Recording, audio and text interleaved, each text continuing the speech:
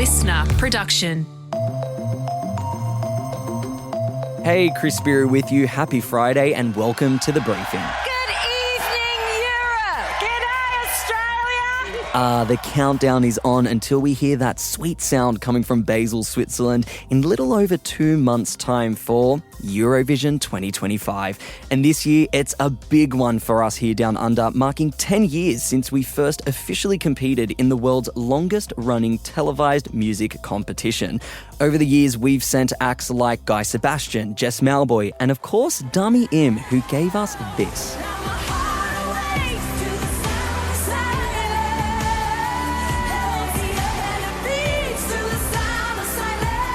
Aside from delivering a stunning vocal, Dami remains our best ever entrant, having placed second in the competition back in 2016. Since then, we've had more emotional ballads, dabbled in rock, and even made history when we introduced Indigenous language to the Eurovision stage for the very first time last year.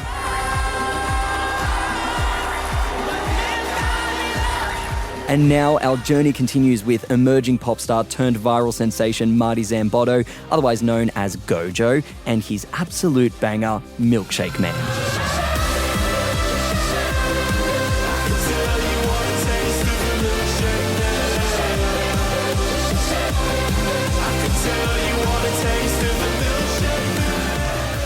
The 29-year-old, originally from rural WA, joins me now. Gojo, part of the reason behind your virality is because you would busk with broccoli. How did you go from that to being Australia's Eurovision pick? That's a very interesting question. I suppose like people seeing me on the street and just like creating this whole energy around me and like being like, oh, that guy's fun and he seems colourful and expressive, and I think that was a big reason because, you know, Eurovision is the greatest thing for that, for expression, being your truest self and, you know, just being the loudest and proudest version of yourself. And It's actually what I wrote the song about as well, Milkshake Man. Milkshake Man, which is a perfect segue for anyone who might not be unfamiliar with what a Milkshake Man is.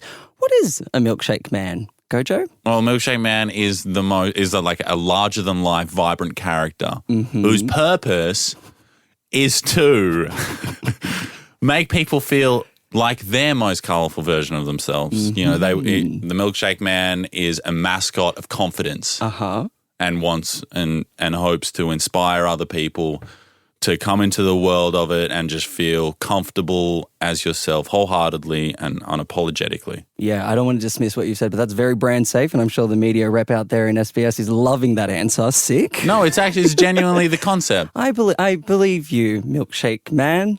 I am being 100% serious. It is the concept. Hey, let's get to the obvious, and I want to get it all out of the way. When did Eurovision first cross your radar? When I was about 4 years old. Damn. So okay. when I was 4 years old, my dad's French, so I was introduced to it, when I was 4. I didn't have we didn't have electricity or anything like that growing up, but I just remember glimpses of seeing Waterloo by ABBA on a VHS. Apparently my dad had a VHS of it. Yeah. Doesn't have it anymore. Probably worth $1 million on eBay. Waterloo by ABBA for Sweden. Waterloo, I was defeated, you won the war. And I remember watching that performance at around 4 years old, but it was like glimpses of it because when you're 4, you can't really process anything apart from Dada, Mama. Yeah, good metrics of memory there for the 4-year-old. I mean, look, ABBA would have been, it's shocking to a lot of people that ABBA was a Eurovision entrant. They're kind of like Eurovision's biggest claim to fame that people just forget sometimes. But I do want to ask, is this the first time you've had a crack at Eurovision? Was this year the first time that you've genuinely had a crack at hitting that stage? Yeah, so I obviously have known about the competition for a very long time, and then it's actually funny, the story, I was in Germany on tour and we were in a van going to a different city. I think we were going to Frankfurt, and we just played a show that night, so we were all tired, and my guitarist was sitting in the front seat. I was in the back like doing editing or something, and he was really tired. He always says he doesn't remember it, but he was like half asleep, and he just wakes up out of his slumber and he's like, Gojo, you should do Eurovision. And then I was like, and that was all he said. And he went back to sleep.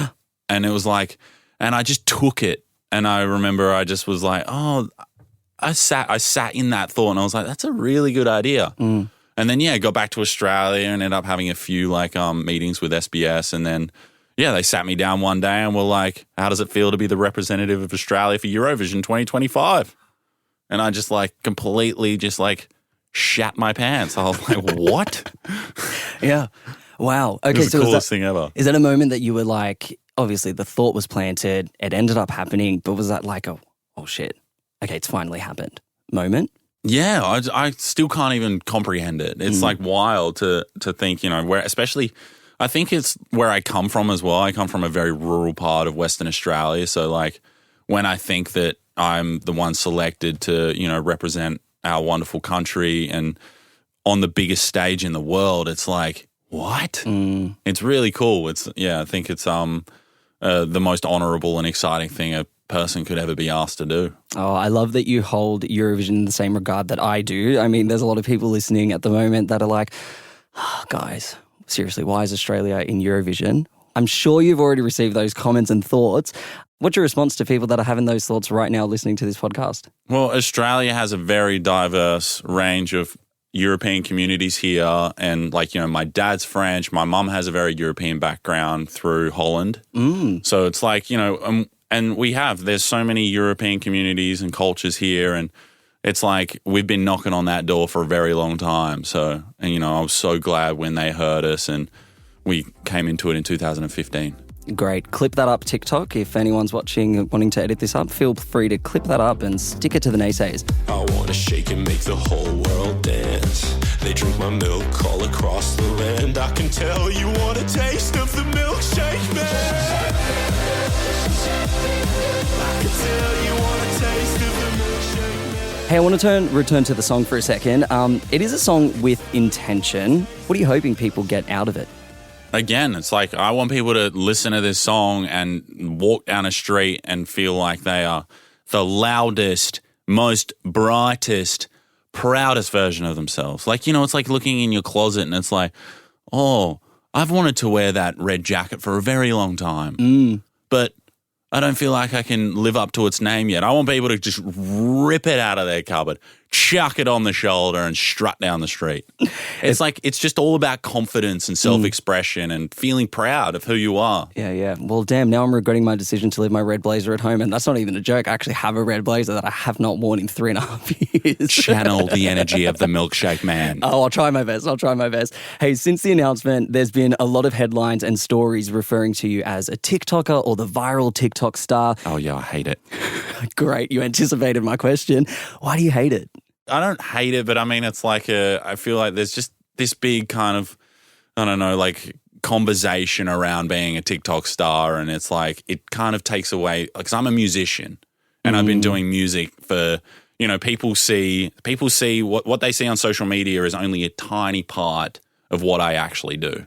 You know, it's when people say to me like, when I get a lot of people that say like, oh, like, you know, I have an opportunity that comes up and they're like, oh, you're lucky or whatever. And it's like, I've never felt that because I know how much work I put into everything. And it's I started like 10 years ago that was when I became obsessed and I would lock myself in my room, learn everything there is to learn about music, from producing to mixing to writing songs, becoming obsessed with it. And, you know, doing that with like little to no money. And I would just get like all through my music career, I've just been learning, experiencing, and I've had majority like, you know, not so good things happen. But that's the process. And that's the thing that it's like, you know, why we love to do those things, because we experience these, you know, these happenings that kind of like sculpt us into who we are and like where we're going. And it makes you grateful to experience all these things and to feel like a human, because that's what we are. All right, so human first, musician second, TikToker third, fourth, fifth on the list. Yeah, maybe. Why did you first join the platform? Did you see that as an opportunity to kind of get your music out to the rest of the world? Yeah, it was definitely. I started to learn about what TikTok did, what social media was doing, and then that was when I started to put my personality onto it. And by that point, I was like, I'm so ready to do this as well, because I feel like I had just done everything in music and learning everything behind the scenes, behind the curtains. And then when it came to like showing my personality and the songs and all of this, that was when I noticed it really take off. It is interesting because when Australia announces the Eurovision entrant, that's like my Christmas. So I get hyperfixated. I start trolling through their works and all their things. And I was really pleased to see that you had a whole kind of body of work that I could go and consume and track and have a listen to. And actually hearing your evolution, it's actually speaking a bit of truth to what you said about finding yourself through the music throughout that time and things like that. Do you think the version of yourself that you're bringing to the Eurovision stage is the most on brand for Eurovision?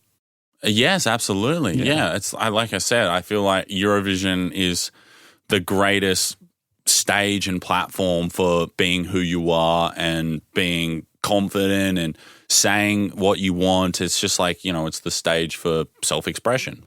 And that's why, so when I found out, I was like, I've just always wanted to write a song for Eurovision, and I had the concept already, and it was just like, this is perfect. Something I'm noticing with Eurovision at the moment and how it's changing over the years is we're getting more insight into what it's like to be an artist during those weeks, being there for the semi-final and the grand final. And we've been given unprecedented access to what it's like being in the village thanks to social media.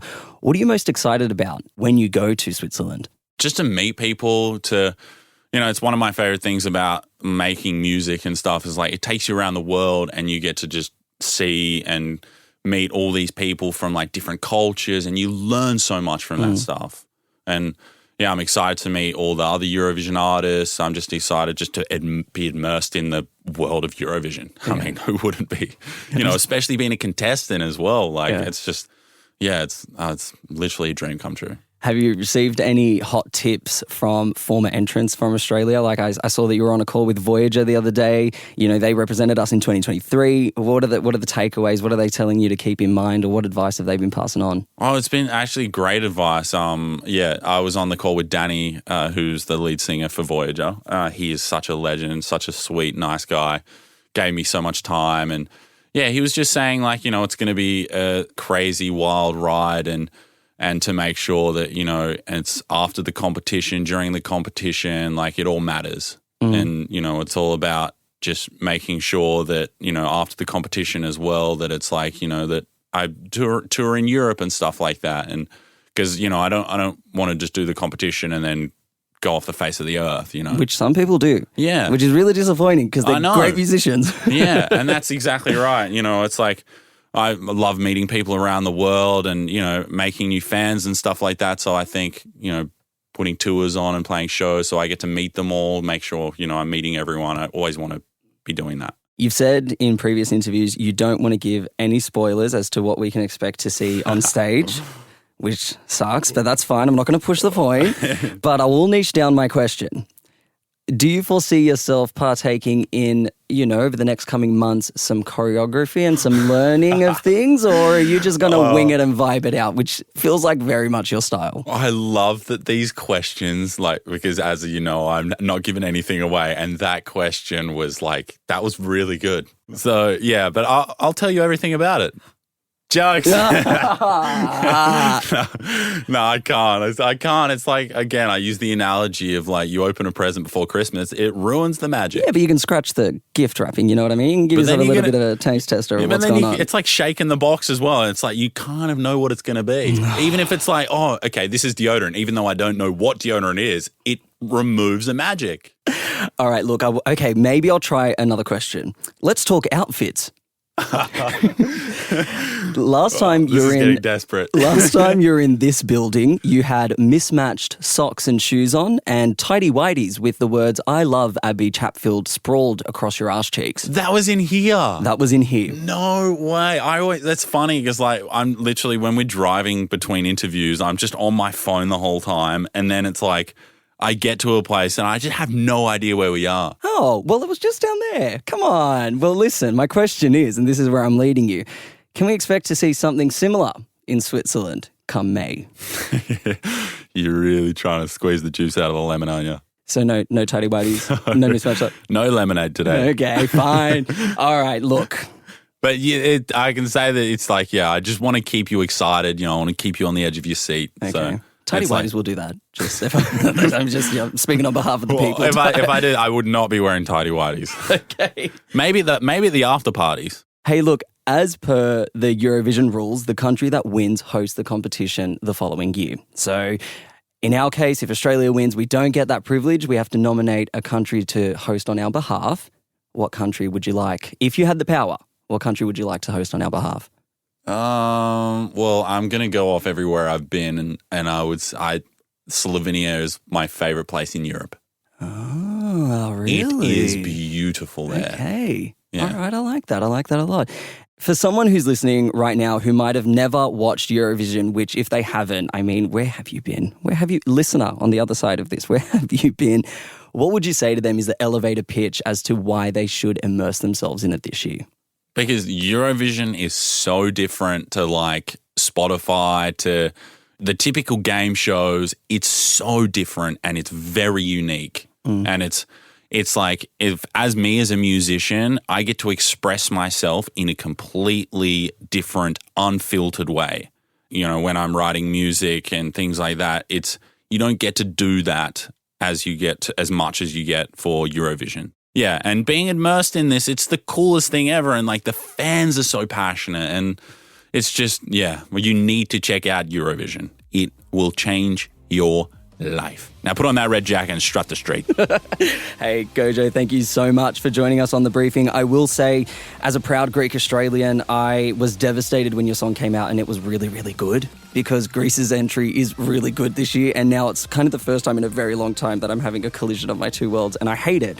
And I feel like I've got my own, Sophie's Choice this year, which sucks. So thank you for taking the time to join us. Everyone here at The Briefing is rooting for you. I'm undecided if I'm Team Australia or Greece at the moment, but let's see how you go when you perform. Well, I appreciate that, and I'm just glad that you had me on the show. Thank you.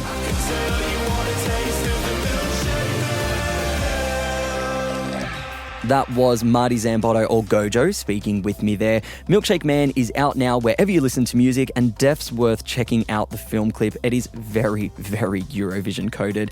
And if you want to catch Marty in action in Switzerland this year, he's taking part in the second semi-final, which you can watch live on Friday the 16th of May from 5 a.m. Australian Eastern Standard Time, and that is on SBS. That is it for this episode of The Briefing. We'd love it if you could share this episode with someone who you think might enjoy it, maybe with a Eurovision head like myself, or even someone who's still not sold on us being part of the world's largest musical competition. And hey, if you want to keep up with our other content, you absolutely can. Feel free to check us out on Instagram at The Briefing Podcast, and on TikTok and YouTube. Just search Listener Newsroom. And hey, we've got Antoinette Latouf's incredible chat with lawyer Jen Robinson. She was Julian Assange's lawyer who freed him after 14 years, and she's represented other massive names like Amber Heard. That is a chat you don't want to miss. Watching the whole Johnny Depp Amber Heard thing, everybody was Team Johnny or Team Amber, and it was really interesting to me. I would often ask people about their views when they didn't know that I was Amber's lawyer. I'm Team Johnny and she's crazy and it's not true. And I said, well, how do you know that? I've watched the trial. Have you watched the trial? It was a long trial. That would be a lot of hours sitting in front of a YouTube screen watching that trial. Oh, well, I've seen it on social media. That will be in your feeds from 6 a.m. tomorrow morning. I'm Chris Spiru. Catch you next time.